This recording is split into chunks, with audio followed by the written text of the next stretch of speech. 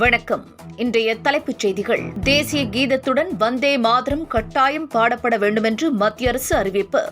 நாளை முதல் பள்ளிகளில் நடைமுறைக்கு கொண்டுவர நடவடிக்கை எடுக்கப்பட உள்ளதாக தகவல். போர் யுகம் முடிந்துவிட்டதாக பிரதமர் மோடி கூறிய கருத்து தவறானது என ராகுல் மறுப்பு. இப்போதுதான் புவிசார் மோதல்கள் வெடித்துள்ளதாக நாடாளுமன்றத்தில் பேச்சு. ஆட்சி அதிகாரத்தில் பங்கு இல்லை என்பது முதலமைச்சரின் சொந்த கருத்து என செல்வ பெருந்தகை பதில்.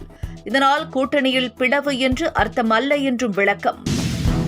தாவேகாவிற்கு அமைப்பு ரீதியாக 4 புதிய மாவட்டங்களை உருவாக்கி நிர்வாகிகளை நியமித்தார் விஜய். தாவேகாவின் அமைப்பு ரீதியான மாவட்டங்கள் 128 132 உயர்ந்தது.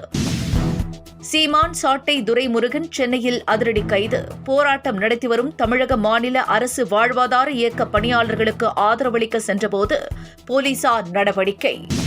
இனி விரிவான செய்திகள். அரசு நிகழ்ச்சிகளில் வந்தே மாதரம் பாடல் கட்டாயம் பாடப்பட வேண்டும் என்று உத்தரவிடப்பட்டுள்ளது. குடியரசுத் தலைவர் கலந்து கொள்ளும் நிகழ்ச்சிகளில் வந்தே மாதரம் பாடல் கட்டாயம் பாடப்பட வேண்டும் என்றும் 2 பாடல்களும் பாடப்படும்போது வந்தே மாதரம் முதலில் பாடப்பட வேண்டும் என்றும் தெரிவிக்கப்பட்டுள்ளது. மேலும் பள்ளிகளில் வந்தே மாதரம் பாடலை கூட்டு பாடலாக முழுமையாக பாடி நாட்டுப்பற்றை வளர்க்க வேண்டும் என்று உள்துறை அமைச்சகம் அறிவுறுத்தியுள்ளது. எனவே நாளை முதல் வந்தே மாதரம் பாடலை பள்ளிகளில் முழுமையாக பாட நடவடிக்கை எடுக்கப்பட்டுள்ளதாக தகவல்கள் வெளியாகியுள்ளது.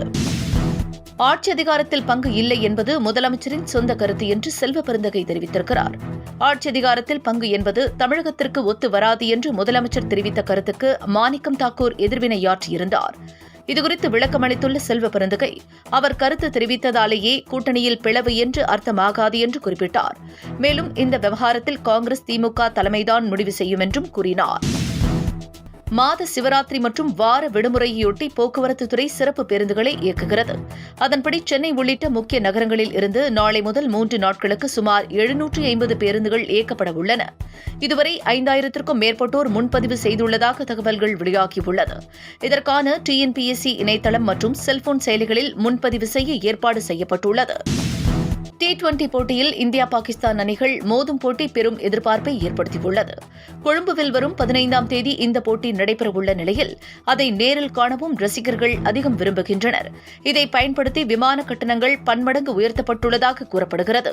வழக்கமாக சென்னையிலிருந்து இலங்கை செல்ல 9000 ரூபாய் வசூலிக்கப்பட்ட நிலையில் தற்பொழுது 43,000 ரூபாய் வசூலிக்கப்படுவதாக கூறப்படுகிறது. பாஜக ஆட்சியில் பங்கு கேட்காது என்று நைனா நாகேந்திரன் கூறியுள்ளார். இந்த முறை சட்டப்பேரவைத் தேர்தலில் ஆட்சி அதிகாரத்தில் பங்கு என்பதே முக்கிய விவாத பொருளாக மாறியுள்ளது. இந்த நிலையில் ஆட்சியில் பங்கு என்பது தமிழகத்திற்கு ஒத்து வராது என்று முதலமைச்சர் மு.க.ஸ்டாலின் திட்டவட்டமாக மறுத்துவிட்டார். இதுகுறித்து கருத்து தெரிவித்துள்ள நைனா நாகேந்திரன் யாரையும் கஷ்டப்படுத்தி NDA கூட்டணியில் இணைக்கவில்லை என்று தெரிவித்தார். அதிமுகவிடம் ஆட்சியில் பங்கு கேட்க மாட்டோம் என்று ஏற்கனவே தெரிவித்துவிட்டதாகவும் அவர் குறிப்பிட்டுள்ளார். தங்கத்தின் விலை இன்று காலை குறைந்திருந்த நிலையில் மாலையில் அதிகரித்தது. சென்னையில் 1 சவரன் ஆபரண தங்கம் 160 ரூபாய் குறைந்தது. ஆனால் மாலையில் சவரனுக்கு 1520 ரூபாய் உயர்ந்து 1,18,320 ரூபாய்க்கு விற்பனையானது. 1 கிராம் தங்கம் 14,790 ரூபாய்க்கு விற்பனை செய்யப்படுகிறது. மத்திய அரசு கொண்டு வந்துள்ள தொழிலாளர் சட்ட திருத்தத்திற்கு எதிர்ப்பு தெரிவித்து நாளை தொழிற்சங்கங்கள் வேலைநிறுத்த போராட்டம் அறிவித்துள்ளன. தமிழகத்தில் திமுக, கம்யூனிஸ்ட் உள்ளிட்ட கட்சிகளைச் சேர்ந்த தொழிற்சங்கங்கள் இதில் பங்கேற்கப் போவதாக அறிவித்துள்ளன.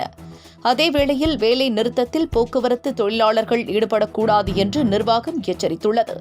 மீறி பங்கேற்றால் கடும் நடவடிக்கை எடுக்கப்படும் என்றும் தெரிவித்துள்ளது.